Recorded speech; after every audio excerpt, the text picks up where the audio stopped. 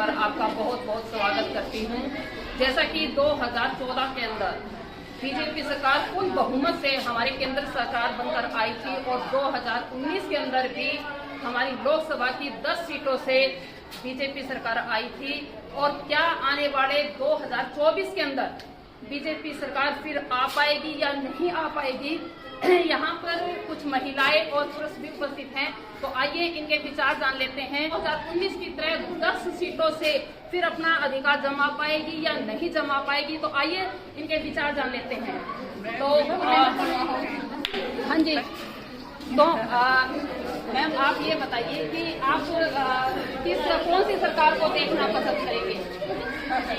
Question is quite different. Actually, nowadays even we don't have a right to express our views and thoughts in this concept because Modi factory is very low nowadays. You know, Modi factory is not working and there is big competition between Congress and BJP party. Both the parties are, you know, have a big fight.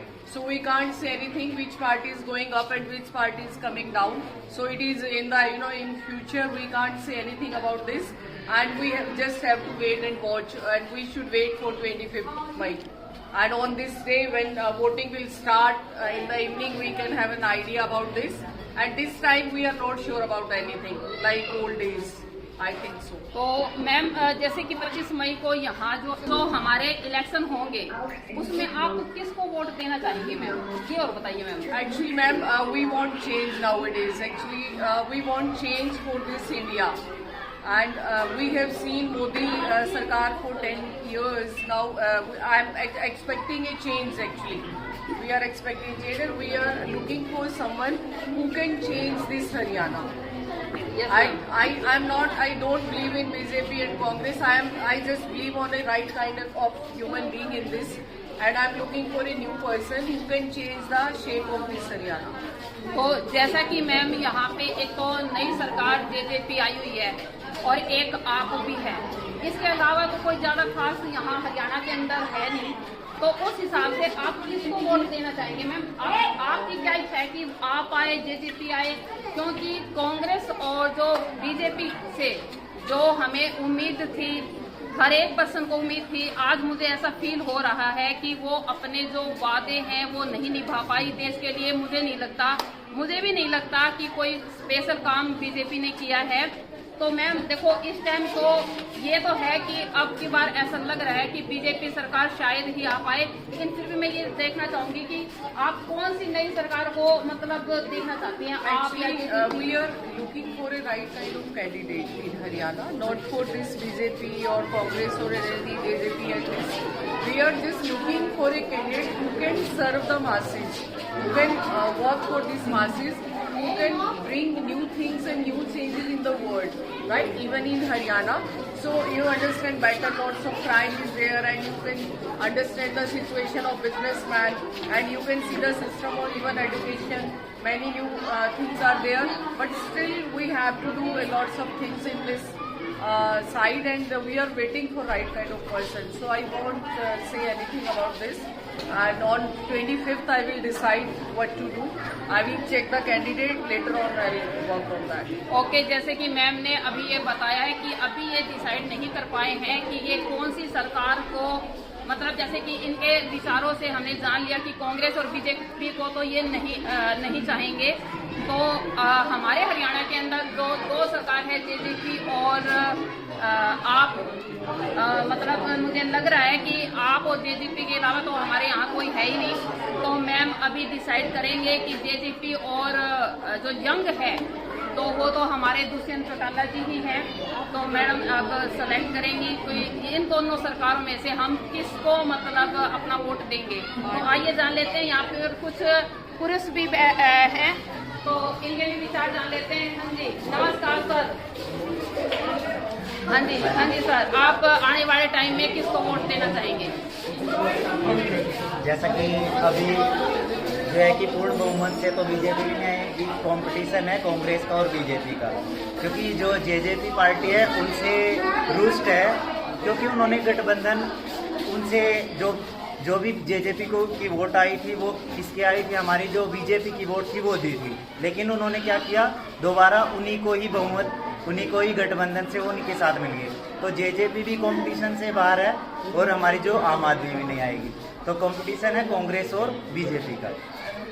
लेकिन sir जैसा कि ये तो सभी को पता है कि देश के अंदर एक कांग्रेस और बीजेपी ही बड़ी पार्टियां हैं, छोटी तो पार्टी अभी स्टेट वाइज ही पाएंगी। तो आप कांग्रेस को चाहते हैं या बीजेपी को? आप किसका वोट देंगे वो बताइए सर। अब की बार चेंज चाहते हैं तो यानी कांग्रेस को।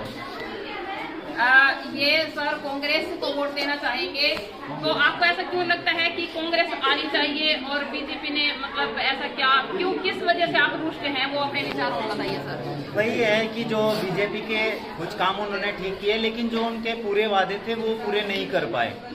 अब ये जब से हमारी वोट बनी है कांग्रेस, उससे पहले तो ये हम जिसने भी वोट दिया, लेकिन मैं ये चाहता हूँ कि कांग्रेस को वोट देके उनको एक मौका दोबारा दिया जाए। एक पुरानी पार्टी है, एक्सपीरियंस भी है, तो वो कुछ ना कुछ नया करके दिखाएगी।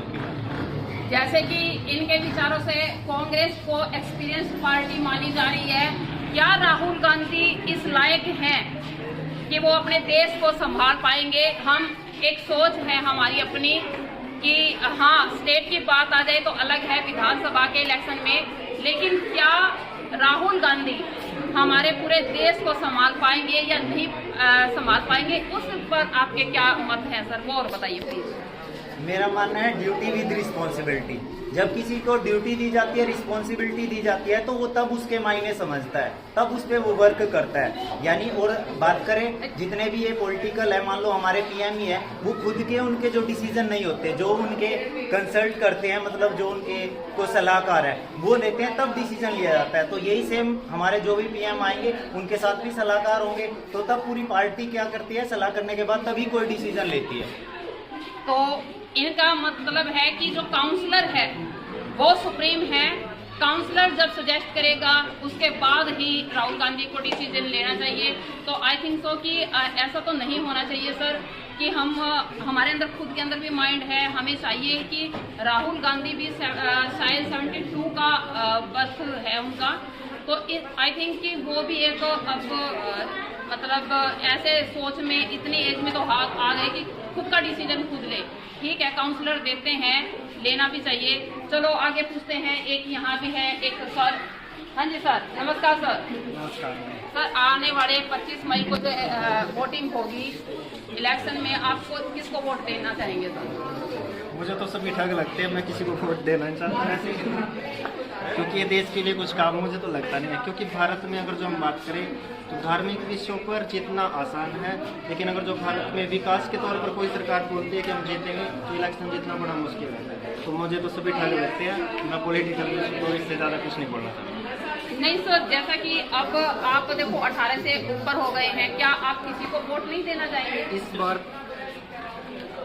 आप किसी को वोट नहीं देंगे? इस बार मैं बिल्कुल नहीं चाहता कि मैं किसी को वोट दूं। मुझे नहीं लगता कि वो देश के लिए काम कर रहे हैं।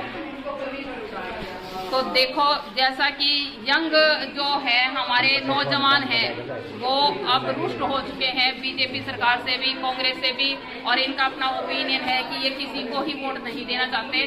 तो यहाँ पर आइए, नमस्कार सर। सर ये बताइए कि आने वाली 25 मई को आप किसको वोट देंगे? I don't know, but anything else, BJP is a better. अच्छा, आपके हिसाब से बीजेपी सरकार बेटर है, तो आपको ऐसा क्यों लगता है सर बीजेपी सरकार ही बेटर है? बताइए सर। काम वैसे बहुत अच्छे किए भी हैं, अच्छा भी किया है और कुछ ना कुछ कमियां भी रखी हैं, बट इस बार कुछ बेटर भी कर सकती है और कांग्रेस भी अच्छा कर सकती है। हम दोनों के फेवर में है, एक के फेवर में है। लेकिन सर तो हमारा अधिकार है वो गोपनीय रखी जाती है। जैसा कि सर ऐसा है कि जैसे कि हम मीडिया के थ्रू आपके विचार सरकार तक पहुंच जाते हैं, तो आप इसलिए अपने विचार बताइए कि आप कौन सी सरकार को ज्यादा पसंद करते हैं और 2024 के अंदर आप कौन सी सरकार को देखना अच्छा काम चाहेंगे? करेगी वही सरकार बेटर भी में है और अच्छी भी है। तो आप किसको वोट? ये सर एक्चुअली क्या है कि ये थोड़ा सा सीक्रेट रखना चाहते हैं। तो आइए, यहाँ पे एक महिला भी बैठी है और ये भी है। हाँ जी ताई नमस्कार। ये कांग्रेस को चाहते हैं या मोदी सरकार को चाहती है, वो बताइए आंटी जी। जो बढ़िया काम करे उसका काम करे वो चाहे। तो आपके हिसाब से कौन बढ़िया काम कर रहा है? नहीं पता। ये यहाँ पर एक यंग लड़का है, इससे पूछ लेते हैं इनके विचार। हाँ जी, बताइए आप आने वाले 2024 के अंदर कौन सी सरकार देखना चाहते हैं? कांग्रेस। ठीक है, आगे आइए यहाँ। मैम जैसे कि 25 मई को वोटिंग होने जा रही है, तो ये बताइए कि आप किसको वोट देंगे? कांग्रेस को, बीजेपी को, किसको वोट? बीजेपी को देना चाहती हूँ। अच्छा, तो क्यों मैम ऐसा क्या लग रहा है कि बीजेपी सरकार अब दोबारा आनी चाहिए? वो सही है ना कि जैसे मतलब उन्होंने हर चीज़ प्रोवाइड किया, जैसे कन्याओं के लिए भी हमें सबसे अच्छा लगा कि बीजेपी सरकार ही आनी चाहिए।